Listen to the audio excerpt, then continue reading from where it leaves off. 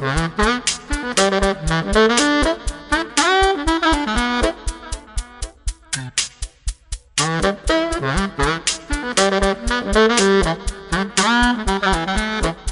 de vous convier, Jean-Paul Delevoye, à me rejoindre, si vous voulez bien, dans quelques minutes, je voudrais juste quand même dévoiler un petit peu les coulisses de cette rencontre aujourd'hui. Parce que la Chartreuse de Neuville et vous, c'est une longue histoire. Moi, tous les ans, je viens animer et je vous vois présenter à travers une vidéo, prendre le temps de présenter votre vision de notre société, en quoi ce lieu peut apporter quelque chose.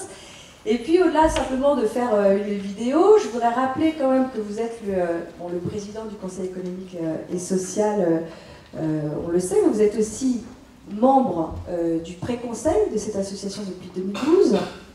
Et vous êtes investi finalement très très concrètement. Il y a eu un premier appel téléphonique dans votre bureau avec Marc Verly, Alexia Noyon pour contacter Hilde Schwab, le professeur Schwab, voir s'il y a des choses à faire ensemble. Comment finalement à un moment donné monter le niveau aussi d'exigence de ce lieu par la qualité aussi de ses membres, de ses intervenants. Il y a eu une visite à Genève. Et alors, ça donne cette journée aujourd'hui.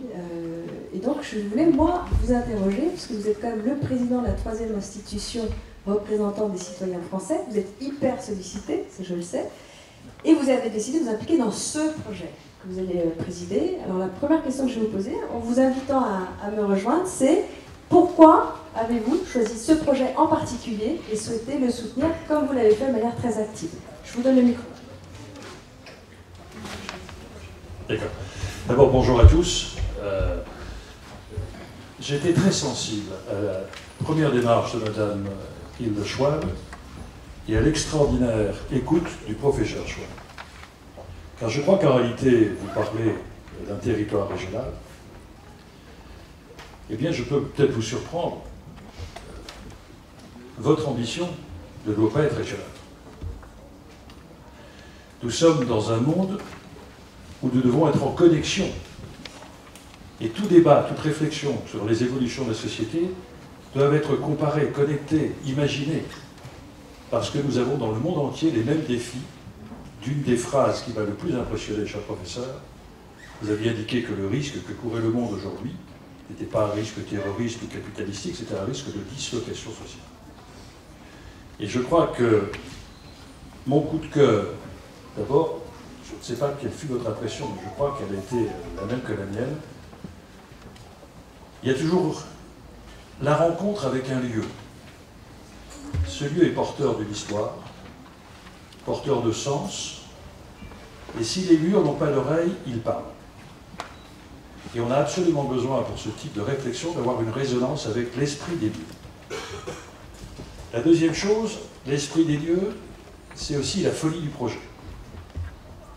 C'est-à-dire des hommes et des femmes qui, parce que c'était impossible, l'ont fait, et qui retrouvent ce qui devrait être l'idéal politique, de faire en sorte que les utopies deviennent des réalités. Or, aujourd'hui, nous avons de moins en moins de visionnaires en politique, alors que les usages numériques sont en train de changer de plus en plus les comportements des individus. Le troisième élément, c'est un lieu et une équipe. Lorsque l'on a la chance de rencontrer des hommes et des femmes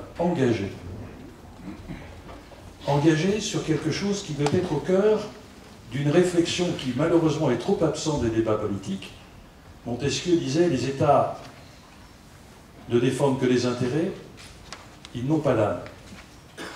Or, nous sommes tous frappés aujourd'hui par la préparation de la COP21, de la conférence internationale qui est en train de se dérouler en France. Nous avons d'ailleurs réuni un sommet des consciences au Conseil économique, social et environnemental, parce que nous sommes dans un moment probablement unique où sur l'ensemble de la planète, il y a une perception, vous aviez montré un sondage, j'y reviendrai, un autre sondage a été fait en France sur l'ensemble de la planète, de consultations citoyennes, y compris au Népal pendant les tremblements de terre, et la réponse a été tout à fait étonnante. 2/3 des citoyens dans le monde sont prêts à faire des efforts pour participer à des modifications comportementales pour tenter de régler ou de réduire le plafond à 2 degrés à la fin du siècle. C'est-à-dire qu'aujourd'hui, il y a un moment extrêmement important. Nous avons vécu une période économique où le capitalisme, où l'économie s'est déconnectée des territoires, puisqu'aujourd'hui, le vrai débat, ce n'est pas la localisation, c'est l'attractivité des territoires et la répartition des chaînes de valeur. Et où en même temps, le capitalisme est en train de se déconnecter de l'économie, puisque une statistique européenne a montré que sur l'énorme liquidité mondiale en termes de monnaie, seuls 17% des liquidités sont consacrées à l'investissement des entreprises. Et donc le reste, c'est de la spéculation. Et je crois qu'aujourd'hui, chacun mesure à quel point l'insouciance dans laquelle nous avons vécu fait que brutalement, la fragilité de la nature et la limite qu'elle nous impose dans la réflexion de la COP21, chacun a compris qu'il s'agissait de notre vie. Il n'y a pas de plan B, il n'y a pas de planète B. Et chacun comprend qu'aujourd'hui, la notion de la linéarité, extraire, produire, consommer, jeter, est quelque chose qui nous mène dans l'impasse. Et ça veut dire que des moments comme ceux-ci, auxquels vous nous conviez, sont peut-être plus importants que vous l'imaginez. Parce qu'à l'échelle de la planète, nous avons vu ça avec monsieur le professeur et son épouse tout à l'heure, moi je suis très inquiet. Une étude américaine a montré que depuis l'an 2000, 25 démocraties en moins dans le monde. 25 démocraties en moins. La question qui se pose, qui régule le monde? Nous voyons bien que les États-nations sont en train de perdre un pouvoir par rapport aux entreprises multinationales, que les États-nations ont du mal à régler les circuits mafieux, et que les États ont du mal à imposer le respect d'un droit. On le voit en Ukraine, on le voit dans les confins africains, et c'est quelque chose qui est extrêmement préoccupant, parce qu'en même temps, nous voyons bien que l'angoisse collective, l'absence de vision d'une économie au service de l'humain et de la nature est en train de faire émerger de façon assez naturelle des expressions politiques très fortes. Parti travailliste en Angleterre, Podemos en Espagne, et on peut multiplier ça dans un certain nombre de pays où aujourd'hui l'action politique n'est plus guidée par une espérance, mais par la gestion des peuples. Et nous voyons même l'Europe au bord de l'explosion sur la conjonction entre la fragilité de la nature, pour laquelle il faut obtenir un engagement international et une solidarité avec le fonds vert de plus de 100 milliards de dollars par an, et la brutale apparition de la fragilité de l'être humain, qui aujourd'hui peut être complètement aux mains d'un certain nombre de dictatures.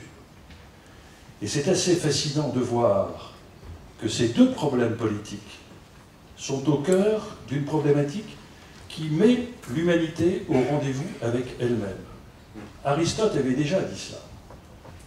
Il avait montré que le monde était réglé par épistémos, la science, technos, la technologie, mais surtout frénésis, l'éthique. Or, très souvent, nous avons perdu le sens de l'éthique. Qu'est-ce qui doit guider une décision? Est-ce que c'est l'intérêt? Est-ce que c'est le calcul électoral? Est-ce que c'est ma jouissance du pouvoir? Ou est-ce que je dois mettre tout cela au service d'un projet? Et c'est cela qui m'a fasciné dans la relation avec le World Forum économique, avec la Chartreuse de Neuville, c'est que des hommes et des femmes occupés, engagés, acceptent de réfléchir à la capacité de se réapproprier une vision politique dans le sens noble du terme, qui fait que plus la mondialisation fait exploser les frontières, circuler les capitaux, les hommes, les idées, les marchandises, plus on a besoin de proximité, plus on a besoin d'identité, plus on a besoin d'affectivité, de proximité et de se sentir utile à quelque chose. Le monde est aujourd'hui en train de développer des gens inutiles. Mais le numérique est en train de nous offrir une révolution extraordinaire. Avant, c'était celui qui savait qui dominait. Je suis médecin, je sais, j'impose à mon malade mon diagnostic. Je suis professeur, j'impose mon transfert de savoir à l'élève. Le monde de demain n'appartiendra pas à celui qui sait, mais à celui qui partage. Le monde n'appartiendra pas à celui qui est le plus puissant, le plus fort. Or, tout le monde a été dominé par les rapports de force. Le monde appartiendra à celui qui est le plus rapide. Et nous vivons dans un monde où il y avait une petite élite entrepreneur, avec une masse importante de suiveurs. Aujourd'hui, chaque individu dans le monde entier peut être entrepreneur en moins de 60 secondes. Donc nous rentrons dans un monde, non plus de la production, mais de la connaissance, avec quelque chose qu'on n'a absolument pas perçu.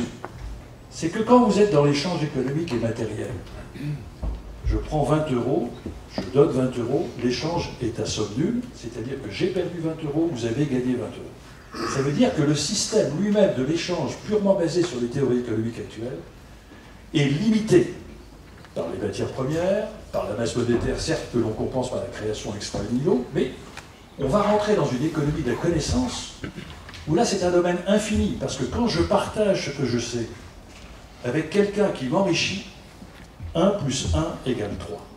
Ça veut dire que nous rentrons dans un moment d'une économie cérébrale, neuronale, dans lequel notre responsabilité, c'est d'accélérer non pas la multiplication des centres de formation, la fluidité de l'information.